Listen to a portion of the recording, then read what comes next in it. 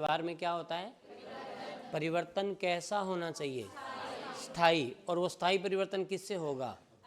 अभ्यास व अनुभव, दोनों नाम बोला करो साथ में, अभ्यास व अनुभव से होगा। ध्यान रखना इस बात का, ठीक है।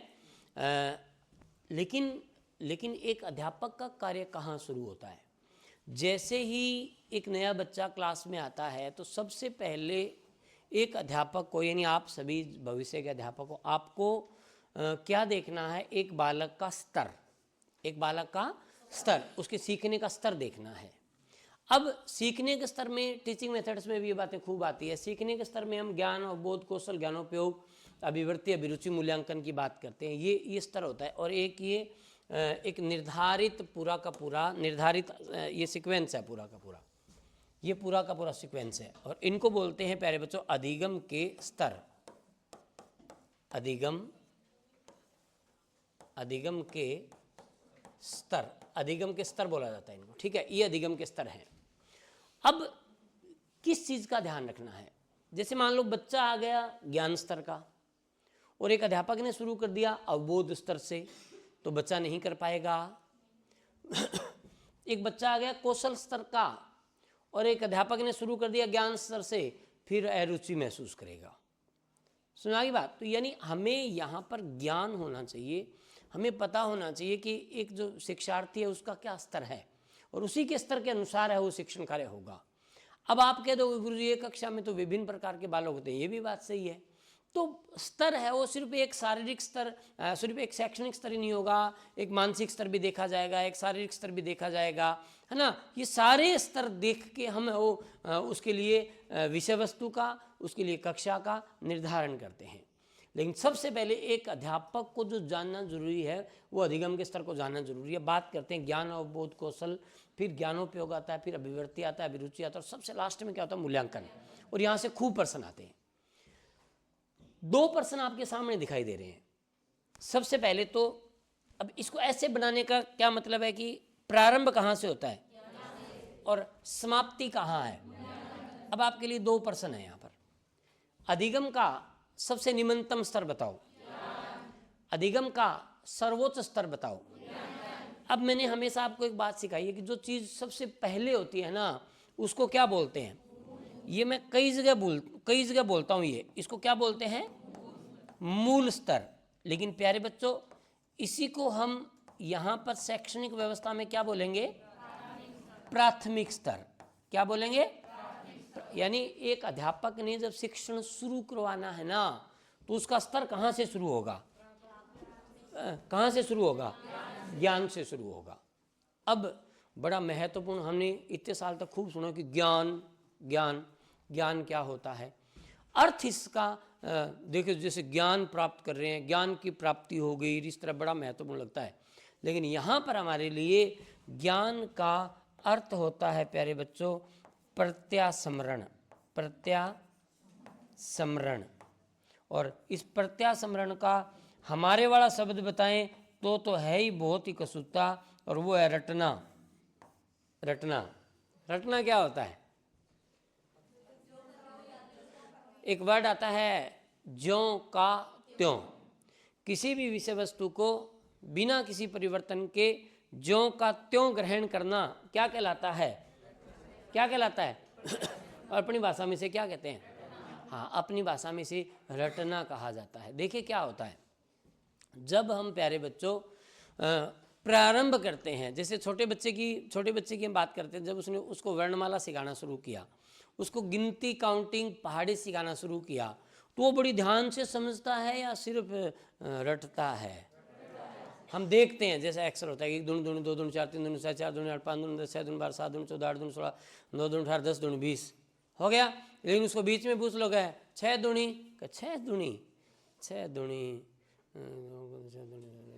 12, ऐसे होता है कि नहीं होता?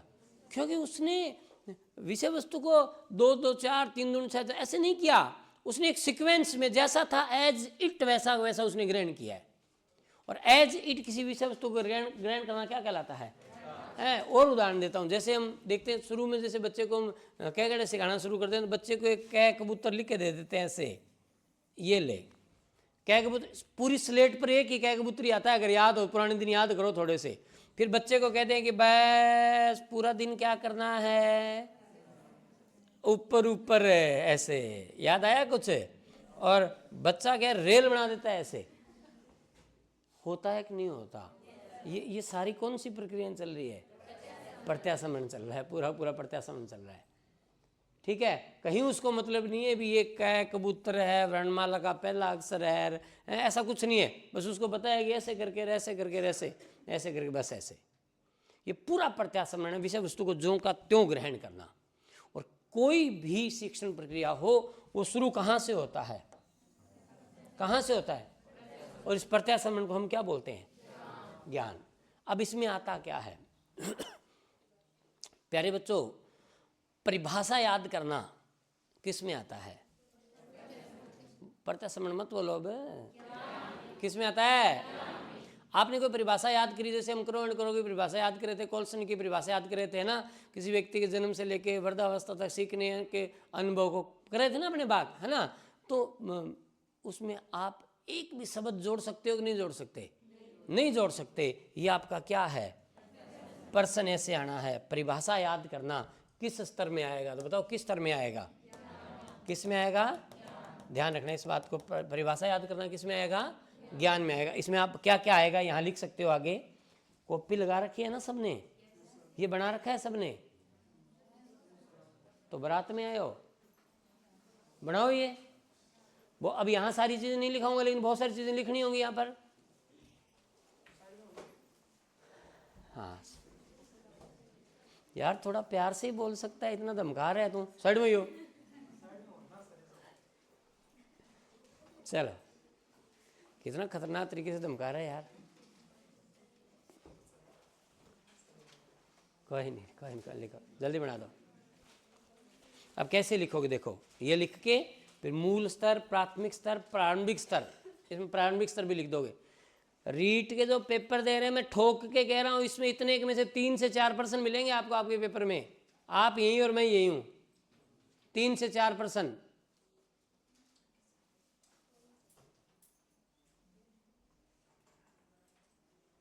और अपने जब वो अपने जैसे सब्जेक्ट के टीचिंग मेथड्स की बात कर रहे थे ना अभी, 2 से 3 घंटे इन्हीं पर बात होगी सबसे ज़्यादा। प्रत्येक चीज़ का अलग महत्व होगा। अवबोध इंग्लिश में अलग होगा, साइंस में अलग होगा भाई, अर्थ यही होगा, सारी यही चीज़ें होंगी वहाँ पर भी।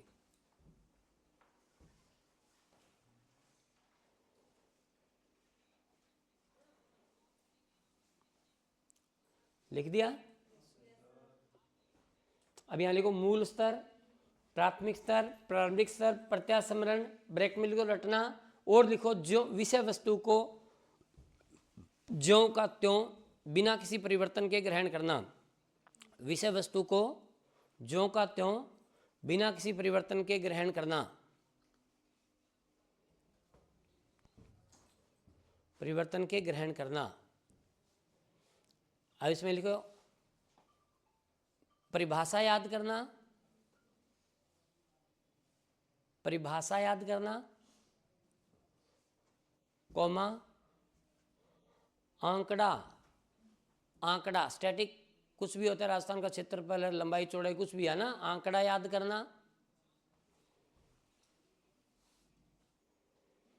ज्ञान स्तर में आता है, ज्ञान स्तर में आता है।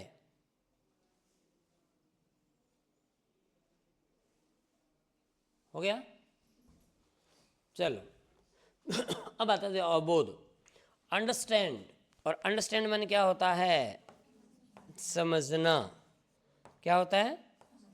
समझना भी यहीं आएगा प्यारे बच्चों, और बहुत महत्वपूर्ण अंतर करना भी यहीं आएगा, अंतर करना भी यहीं आएगा। चुनना, अब अंतर करने का परिणाम है चुनना। बहुत सारी विषय वस्तु दी उसमें से एक को चुनना, ये भी इसी में आएगा। डिफरेंस अगर करना आएगा आपको भी, आपने ये चीज़ चुनी तो ऐसे चुनोगे तो अंतर करने की होगी तो तभी चुनोगे ना। तो समझना, अंतर करना, चुनना इसमें आता है। अवबोध, अब देखिए, अगर देखो इधर, जैसे एक अध्यापक पूछ रहा है प्यारे बच्चों ये क्या है, ये क्या है, क्या याद है ना? हाँ, तो ये ज्ञान स्तर की बात है। ये किस स्तर की बात? लेकिन अगर बालक को ये कहा जा रहा है प्यारे बच्चों कि इन दोनों में अंतर बताओ, ये क्या है, ये क्या है,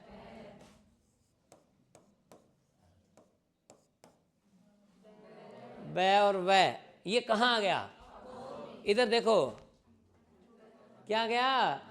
इस तरह का प्रश्न आ गया तो अवबोध में आएगा, ठीक है। और इसमें एक महत्वपूर्ण लिखो, परिभाषा याद करना, नहीं क्या बोलते हैं ट्रांसलेशन को, अनुवाद करना, अनुवाद करना, अनुवाद इसी में आएगा, ध्यान रखना। अनुवाद, ट्रांसलेशन, ये इंग्लिश में आया था, क्वेश्चन इंग्लिश में आया था, है ना। ट्रांसलेशन इंग्लिश में, है ना, पूछा गया था, तो किस स्तर का बात है, तो ये अवबोध, अंडरस्टैंडिंग है ये, ओके। अब जी ये जो दोनों बातें की ना मैंने, ये मानसिक स्तर की बात की मैंने। किसकी बात की? मानसिक स्तर की बात की मैंने, ये मानसिक स्तर था, ये मानसिक स्तर। लेकिन प्यारे बच्चों, कौशल इंग्लिश में कहते हैं स्किल, क्या कहते हैं? स्किल, है ना। और स्किल बताता है हमारे द्वारा किसी कार्य को करने की क्षमता को, किसी कार्य को करने की क्षमता को बताता है, ध्यान रखना। और देखो इसके आगे क्या लिख रहा हूँ, यह किसी बालक का कौन सा स्तर होता है? क्रियात्मक स्तर है, क्रियात्मक स्तर, देखना प्यारे बच्चों। और इसमें अपने स्तर पर बात आती है, विद्यार्थियों के स्तर पर, जैसे जैसे प्रयोग करना, जैसे प्रयोग करना। जैसे हम बात करते हैं, देखो सजीव निर्जीव की परिभाषा याद करो, बोल दो, ज्ञान। देखो मैंने बोला है परिभाषा किसमें आएगा? सजीव निर्जीव को उदाहरण देकर समझाओ, सजीव निर्जीव को प्रयोग करके समझाओ। समझ आया कि नहीं आया? यानी अगर तेरा किसी क्रिया में हाथ हिल गया ना, क्रियात्मकता आ गई तेरे में, तो तू कहाँ है? कौशल में, यही बात ध्यान रखना है। समझ आ गई बात? जैसे हम हमेशा मैं म्यूजिक का उदाहरण देता हूँ, म्यूजिक याद करने के लिए, म्यूजिक के लिए, म्यूजिक सीखने के लिए सा रे गा मा पा धा नि सा याद करो, बोलो ज्ञान। सा रे गा मा उच्च स्तर है, ये निम्न स्तर है, ये क्या?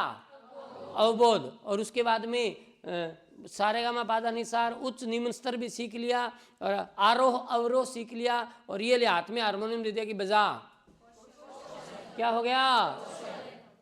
समझ में आया कि नहीं आया? ये बात याद। राजस्थान में 41 जिले हैं, 41 जिले याद करके आने, कल सुनूंगा, बोलो उनको मैप में भर के सिखा। मैंने बीच में गायब कर दिया, तो आप ऐसे कैसे? मैप में भर के दिखाओ। समझ में आया कि नहीं आया? ध्यान रखना इस बात का, ठीक है। चलो, अब ये जो 3 चीजें हैं ना प्यारे बच्चों, ये 3 चीजें कौशल तक, ये मैं बात करता हूं इन क्लास। कहां बात करता हूं? इन क्लास, क्लास में, कक्षा में। लेकिन अब सबसे पहली बात ये ध्यान रखनी है, ये जो 3 है ना, ये मैं क्या बोलूंगा? आउट ऑफ क्लास, ये बात याद रखना। और सबसे इंपॉर्टेंट बात जो ध्यान रखने, ज्ञानोपयोग, एप्लीकेशन बोलते हैं इंग्लिश में, ज्ञानोपयोग कभी भी कक्षा में, ये बात याद रखनी है, ज्ञानोपयोग कभी भी कक्षा में सुना। कक्षा में सीखी गई विषय वस्तु का प्रयोग दैनिक जीवन की किसी समस्या को हल करने में करना क्या कहलाता है? ज्ञानोपयोग। तो मैं क्या लिखूंगा? दैनिक जीवन,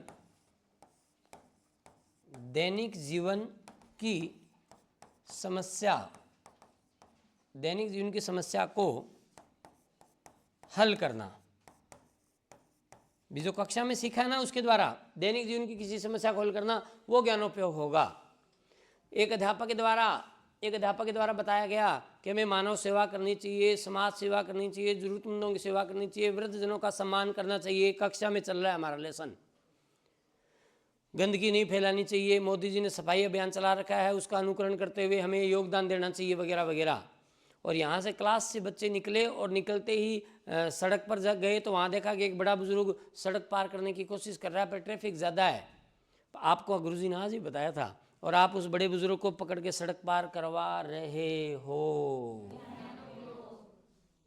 2 फ्रेंड गए बस स्टैंड में जाकर, भूख लगी है, केले खाते हैं, केले खाए, और केले खा के दूसरा छिलका डालने लगा, दूसरे ने दिया है मोदी जी सफाई अभियान डस्टबिन में डालो, फिर तैने क्या कर दिया। दैनिक जीवन में जाकर अगर आप प्रयोग करते हो तो वो क्या कहलाता है, समझ में आया कि नहीं आया। ठीक है, कक्षा में पढ़ाई की विषय वस्तु का प्रयोग दैनिक जीवन की किसी समस्या को हल करने में प्रयोग करना क्या कहलाता है, ज्ञानोपयोग। ओके, ये दो चीजें इंपॉर्टेंट आती है, अभिवृत्ति और अभिरुचि। अब अभिवृत्ति का मतलब क्या होता है, क्या होता है, दृष्टिकोण। क्या होता है, मानसिक रूप से आप कक्षा में पढ़ाई की विषय वस्तु को समर्थन दे दो, उसके अनुसार ही आप है वो व्यवहार प्रदर्शन करना चालू कर दो, लेकिन मानसिक स्तर तक दृष्टिकोण, सोच, नजरिया कक्षा के अनुसार होना आपका है। देखते हैं हम कि हमारा कोई विषय वस्तु चल रहा होता है, मान लो किसी टीचर से या किसी विषय वस्तु से बहुत ज़्यादा प्रभावित हो जाते हैं, फिर दैनिक जीवन में उन्हीं शब्दों का प्रयोग करते हैं खूब हैं। मान लो कि जैसे एक बहुत अच्छा पर्सन आया कि विषय वस्तु चल रही है, यहाँ पर कोई साइंस का टॉपिक चल रहा है, साइंस का टॉपिक चल रहा है, साइंस विज्ञान बालक में खोज प्रवृत्ति को बढ़ाती है, तह तक जाने की बात का विकास करती है और उसके बाद में आपने नोट किया कि आप किसी भी चीज़ को वो देख रहे हो, ये क्यों हुआ, ये क्यों हुआ है, यानी आपका अभिवृत्ति विषय वस्तु के अनुसार हो गया, आपका दृष्टिकोण।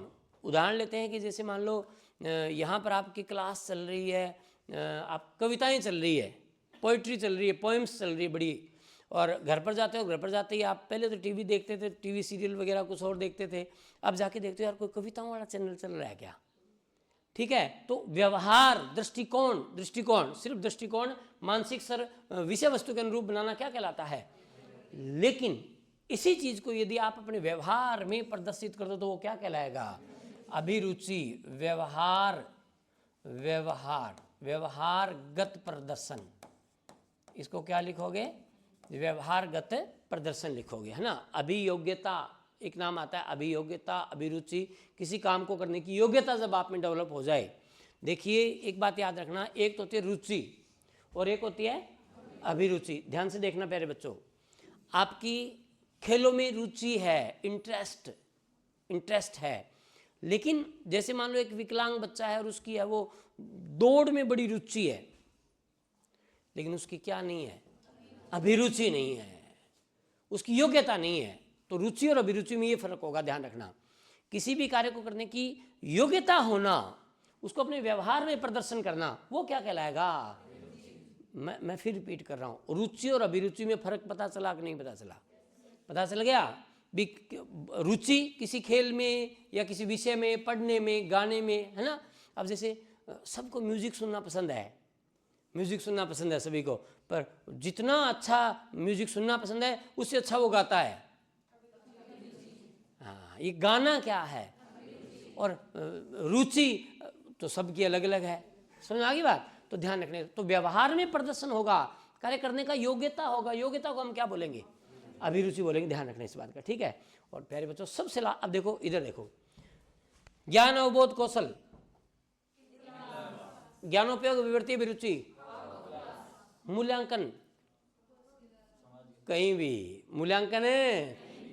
प्यारे बच्चों मूल्यांकन के लिए एक शब्द का प्रयोग कर रहा हूं, मूल्यांकन को कहा जाता है, मूल्यांकन को कहा जाता है, मूल्यांकन को कहा जाता है अंतिम निर्णय। ये बात याद रखना, मूल्यांकन को क्या कहा जाता है, याद रखना, ये शब्द इंपॉर्टेंट है। किसी भी विषय वस्तु से संबंधित उद्देश्यों की पूर्ति हुई है, नहीं हुई, हुई है तो कितनी हुई है, नहीं हुई तो क्यों नहीं हुई, ये हमें कौन बताता है। किसी भी विषय वस्तु के पक्ष विपक्ष में अंतिम निर्णय लेना है तो किसके बाद में लेंगे, मूल्यांकन। शुरू कहाँ से हुआ, खत्म कहाँ हुआ, अधिगम का सबसे निम्नतम स्तर, सर्वोच्च स्तर, बताओ समझ में आया कि नहीं आया। ठीक है, ये अधिगम का पूरा स्तर है जिसको ध्यान में रखते हुए विषय वस्तु का, शिक्षण विधि का, वातावरण का एक अध्यापक है वो निर्माण करता है। लिख दिया सारा, साथ के साथ लिख दिया, आगे चलूं, चलो ये, हाँ जी, अनुकरण करना नहीं, ज्ञानोपयोग का उससे कोई लेना देना नहीं है, वो तो एक व्यवहार में परिवर्तन होगा। अनुकरण व्यवहार में परिवर्तन होगा, मैच्योरिटी के साथ होता है, वो तो परिपक्वता के साथ आता है ना। एक ये अनुकरण के संबंध में एक बात कही जाती है प्यारे बच्चों, एक बालक सर्वाधिक किससे सीखता है? अनुकरण से। एक बालक सर्वाधिक किससे सीखता है? तो वो सीखने का एक प्रक्रिया है, सीखने का एक प्रक्रिया है। यहाँ अवबोध और ज्ञानोपयोग से उसका कोई लेना देना नहीं है। नेक्स्ट आगे करूं, किसके बारे में? देखिए ये बताता है हमारे मानसिक स्तर को, अभिवृत्ति को। जैसे हम बात करते हैं, बहुत बार ऐसा बात कहा जाता है कि कोई भी व्यक्ति है ना, किसी भी विषय वस्तु के बारे में दो प्रकार का दृष्टिकोण रखता है, ये तो सकारात्मक या सकारात्मक या आप किसी व्यक्ति के बारे में, विचार के बारे में हैं, मूवी, अब जैसे बहुत सारे व्यक्ति हैं, एक है ये खेलना पसंद करते हैं, ये कहते हैं कि खेलने से काया निरोगी रहती है, शरीर सही रहता है वगैरह रहता है, खेलना इनको पसंद है, ये इनकी सकारात्मक अभिवृत्ति है। क्या है? अभिवृत्ति है। लेकिन इसके साथ साथ खेलते भी, स्पोर्ट्समैन भी है और वॉलीबॉल के बहुत अच्छे प्लेयर हैं, ये क्या है? अभिरुचि। ये कहते हैं खेलोगे कूदोगे तो होगे खराब, नहीं खेलना नहीं है, टाइम खराब करना है। अब इनकी खेल के प्रति क्या नकारात्मक है, इसलिए ये खेलना पसंद भी नहीं करते, कोई गेम नहीं खेलते। और अब इनकी अभिरुचि, इनकी लंबाई बहुत है अब लंबाई का मतलब वॉलीबॉल का प्लेयर होता है ना, लंबाई मतलब वॉलीबॉल। अब इनमें, अब इनकी अभिरुचि है कि नहीं है वॉलीबॉल का प्लेयर बनने की? लंबाई है 6 फुट, अभिरुचि है कि नहीं है?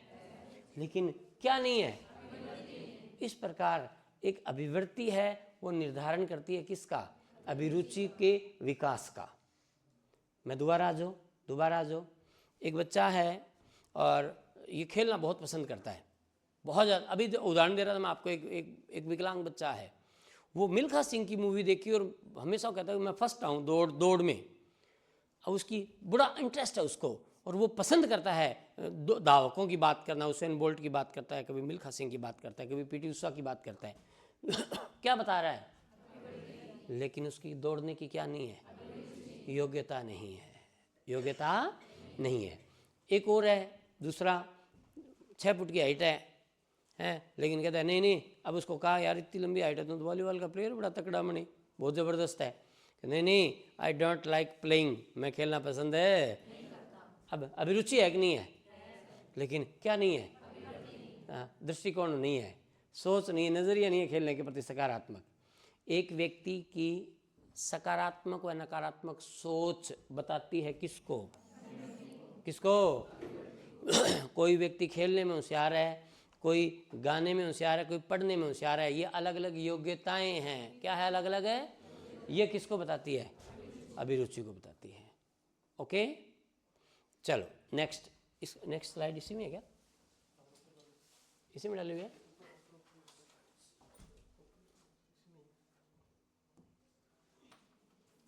अच्छा ठीक है।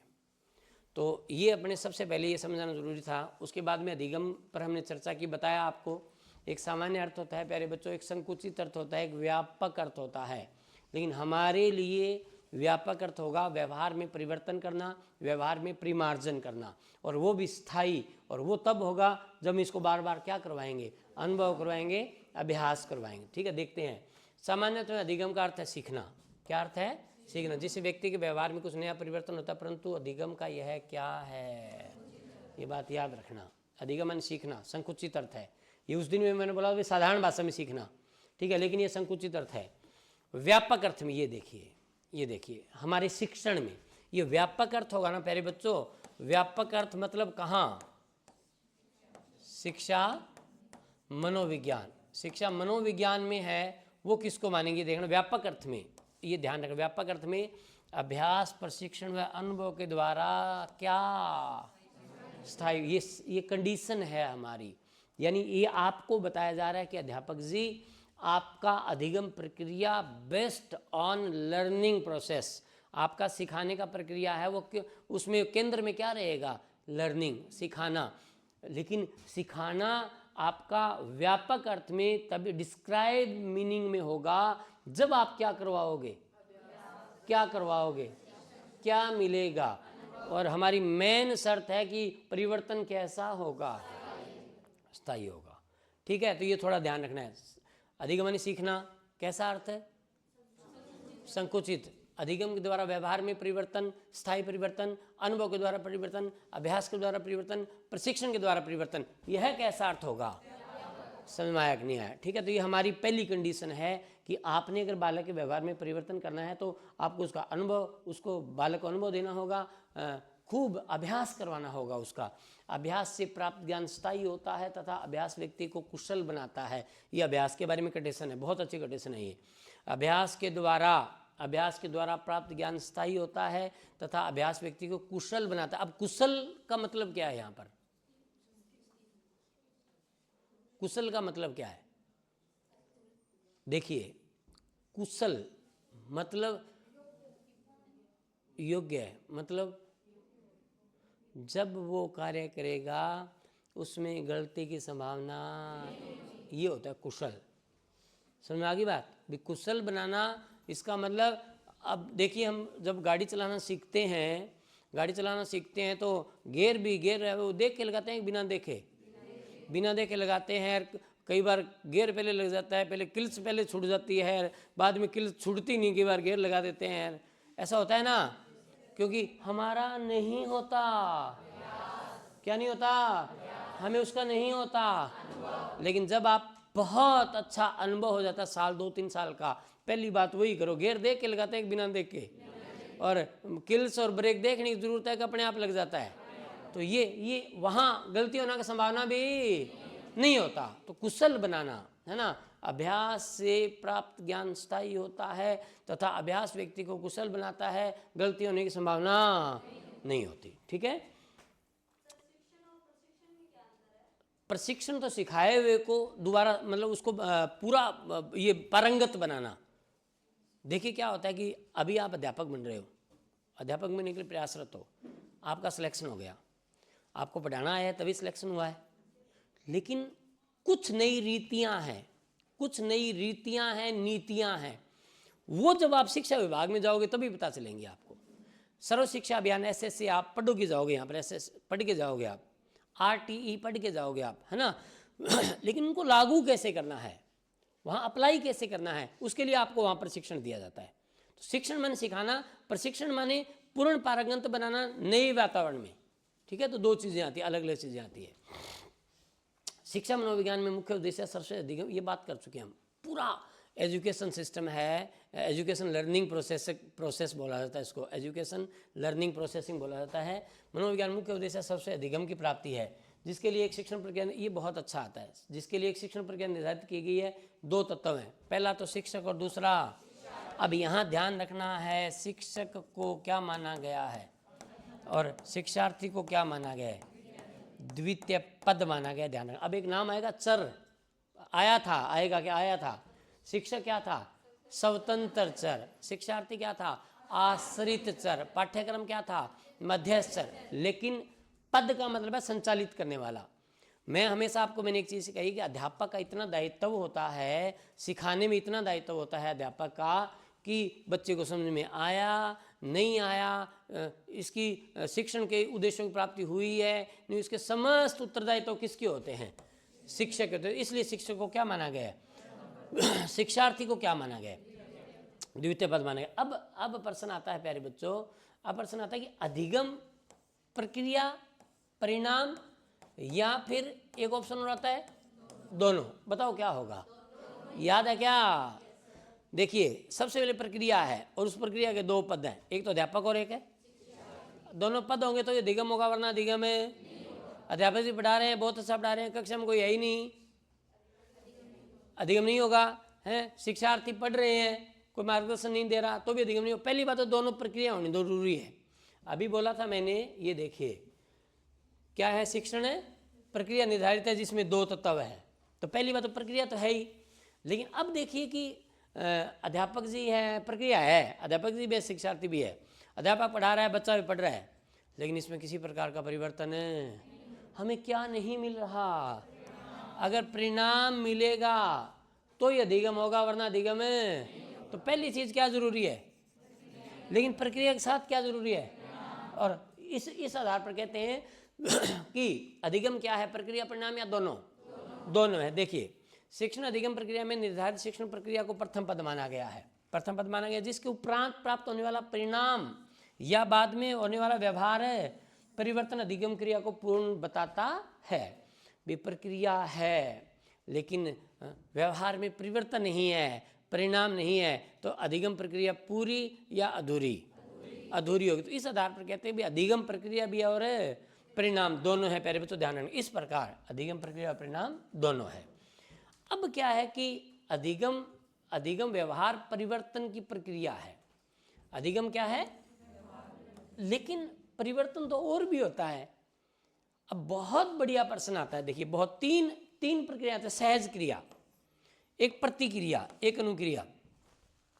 सहज क्रिया भूख लगना, प्यास, नींद आ रही है जी, परिवर्तन हो रहा है क्या, अधिगम हो रहा है क्या नींद में, भूख लग रही है परिवर्तन हो रहा है। थोड़ा बड़े हो गए तो भूख बढ़ेगी भी है। छोटे बच्चे थे दूध से काम चल जाता है, फिर कुछ खाना, बिस्किट खाना, और इस तरह करते करते फिर एक रोटी खानी, 2 4 5 तक बात चली जाती है। ये परिवर्तन हो रहा है क्या, ये क्या है, सहज क्रिया। मतलब मूल प्रवृत्तियां, और मूल प्रवृत्ति बार बार बताऊंगा, पूरी साइकोलॉजी में 100 बार बताऊंगा, कितनी होती है, भूख, प्यास, नींद, काम। भूख, प्यास, नींद, काम, इन 4 से संबंधित कोई प्रक्रिया है और उससे उसके व्यवहार में परिवर्तन हो रहा है तो अधिगम नहीं होगा, अधिगम नहीं। अब 2 और आती है, एक प्रतिक्रिया, क्रिया के बदले की गई क्रिया क्या कहलाती है, प्रतिक्रिया, अधिगम नहीं होगा, ध्यान रखें। और अब देखिए जैसे मान लो कोई चीज़ है, उसके हमने हाथ लगाया, वो गर्म था, एकदम से हाथ छटकाया, अधिगम थोड़ी हुआ है, ये क्रिया के बदले क्या हुई है, प्रतिक्रिया। और सबसे इंपॉर्टेंट अपने जिसकी बात करते हैं वो है अनुक्रिया। प्यारे बच्चों, जब एक निर्धारित उद्देश्य के लिए आप कोई भी क्रिया करते हो ना, तो वो क्या कहलाता है, अनुक्रिया कहलाती है। निश्चित उद्दीपक होता है, वो क्या कहते हैं, अनुक्रिया। उद्दीपक के प्रति की गई क्रिया, और इनमें तीनों में अधिगम है। अब प्रश्न आएगा, सुनना प्रश्न कैसे आएगा वो देखो। यहाँ पर अधिगम होगा सहज क्रिया में, प्रतिक्रिया में, अनुक्रिया में, या व्यवहार परिवर्तन प्रक्रिया में, ये बात ध्यान रखनी है, ठीक है। तो ध्यान रखना, इन तीनों में किसी प्रकार का कोई अधिगम नहीं होता। अब ये नीचे लिखा पड़ा देखो, अभ्यास, प्रशिक्षण व अनुभव के आधार पर व्यवहार में होने वाला स्थायी परिवर्तन क्या कहलाता है, अधिगम कहलाता है। ध्यान रखिए 3 शर्तें हैं मेरी, बार बार बोल रहा हूँ। अभ्यास, प्रशिक्षण, अनुभव, गिलफोर्ड की परिभाषा आती है, क्रो की परिभाषा आती है, सबने इनको महत्वपूर्ण माना है। अधिगम ऐसी प्रक्रिया है जिसके द्वारा, हाँ ये देखो, अब परिपक्वता के कारण परिवर्तन, अब देखो 2 नाम बोल रहा हूँ। परिपक्वता के कारण परिवर्तन होता है, वह परिपक्वता की ओर बढ़ते हुए परिवर्तन होता है। अधिगम किस में होगा, परिपक्वता के कारण या परिपक्वता की ओर, की ओर। परिपक्वता के कारण यदि देखिए जैसे लड़का लड़की बड़े होते हैं, उनकी आवाज में क्या होता है, तो अधिगम है, वो अधिगम है क्या, वो अधिगम किस कारण है, परिपक्वता कारण। किस कारण है, तो वो अधिगम नहीं होगा।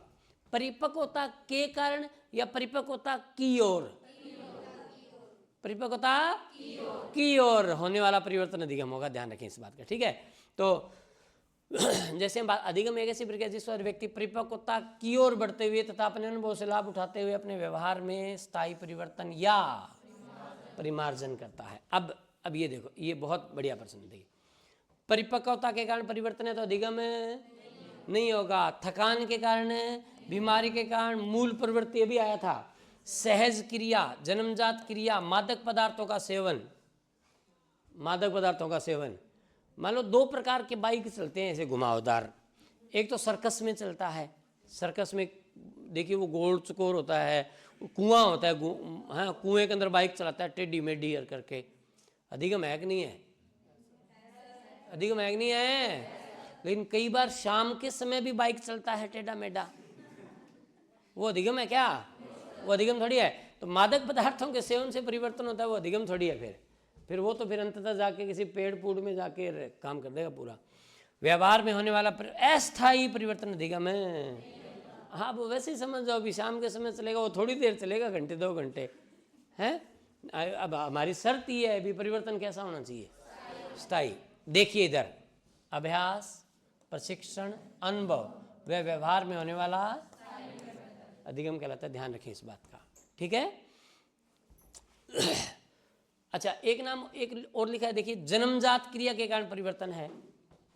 ये अक्सर उदाहरण देता हूं मैं। जैसे कई बार क्या होता है कि कोई बच्चे हैं हकला के बोलते हैं, हकला के बोलते, जन्मजात होता है हकला के बोलना, परिवर्तन अधिगम है। और एक मान लो कोई शाहरुख खान की नकल कर रहा है, वो डर मूवी आई थी उसमें बोलता किरण है, अब वहाँ अधिगम है कि नहीं है? वहाँ तो अधिगम है। अब वो डर वाली मूवी की पूरी नकल हो रही है वहाँ पर, तो उसको शाहरुख खान की तरह नकल करना, कई देर बोलना पड़ेगा नहीं बोलना पड़ेगा? कई बार बोलना, ये देखो, है ना। तो ये अधिगम होगा, ठीक है, ध्यान रखना प्यारे बच्चों। ये देखो, ये बहुत अच्छी, ये भी बहुत अच्छी लाइन, संवेगात्मक विकास के कारण होने वाला परिवर्तन भी अधिगम नहीं। वर्तमान में सर्वाधिक इसकी बात की, संवेगों में परिवर्तन होता है ना, संवेगों में विकास होता है, संवेगों में, उसके कारण यदि व्यवहार में कोई परिवर्तन है तो वो भी अधिगम नहीं होगा। परिपक्वता के कारण होने वाला परिवर्तन भी अधिगम है। ये देखो, ये आ गया, परिपक्वता की और बढ़ते हुए अधिगम होगा। ध्यान रखें इस बात का, ठीक है। गिलफोर्ड के अनुसार ये वेरी इंपॉर्टेंट है, वेरी इंपॉर्टेंट परिभाषा है गिलफोर्ड की, बहुत। व्यवहार के कारण व्यवहार में होने वाला परिवर्तन क्या कहलाता है?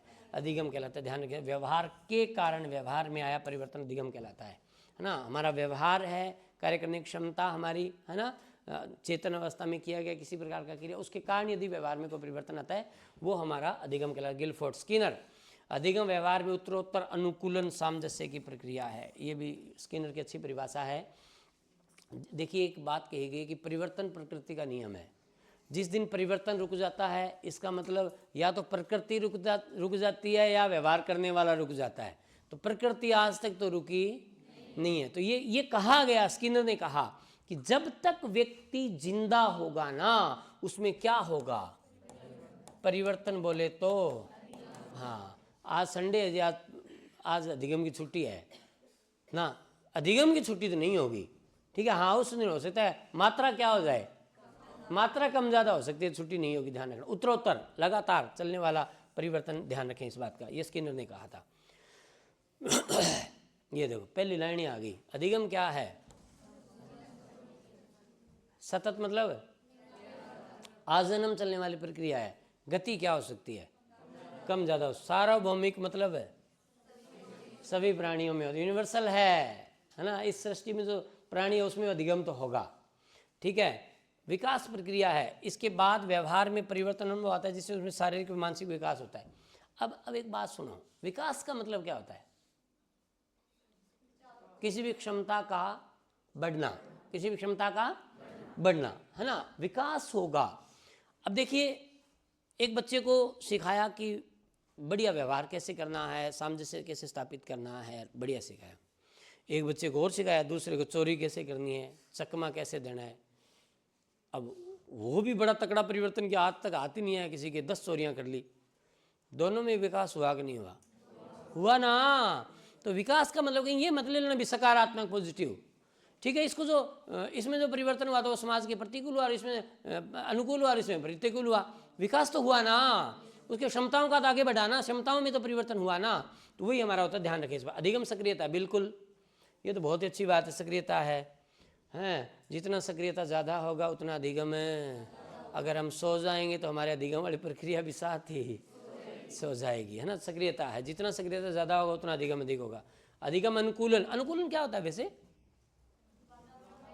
अनुकूलन, समायोजन, एडजस्टमेंट, है ना। भी देखिए, जब हम नई परिस्थिति में अनुकूलन कर पाएंगे तो ये अधिगम होगा, अन्यथा अधिगम नहीं हो। जिसमें अनुकूलन करने की क्षमता है वो अधिगम कर पाएगा, वरना नहीं कर पाएगा। ज्ञानात्मक, भावात्मक क्या होता है? भाव, संवेग, भाव मतलब है संवेग, बिल्कुल, है ना। जैसे जैसे आगे बढ़ते हैं व्यवहार में अधिगम होता है, हमारे संवेगों में भी परिवर्तन होता है, ठीक है। भावात्मक, क्रियात्मक तीनों होता है, प्रक्रिया होती है, ध्यान रखें।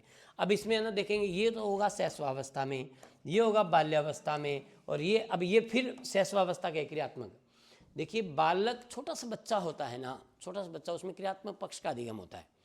क्रियात्मक मानसिक पक्ष का, संज्ञानात्मक पक्ष का ऐसा कुछ नहीं होता। जैसे मान लो मैं हमेशा बताता हूँ कि गर्म पानी, एक बर्तन में गर्म पानी उबल रहा है भयंकर, बच्चा तो उस नज़ारे को देख खुश हो होगा नहीं होगा, लेकिन जैसे उसके हाथ लगाएगा तो अरे ये तो हाथ लगाने वाली चीज़ नहीं है, यानी उसको अधिगम हुआ किस प्रक्रिया के द्वारा।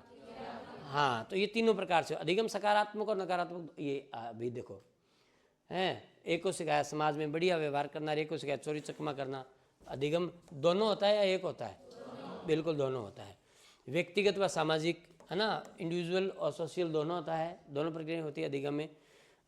यहाँ तक था। अब अधिगम के पक्ष अभी बता रहा ना, थोड़ी क्रियात्मक कर, ये देखो भावात्मक कर, संज्ञानात्मक, ज्ञानात्मक, ये अपने बाद में करेंगे। हो गया।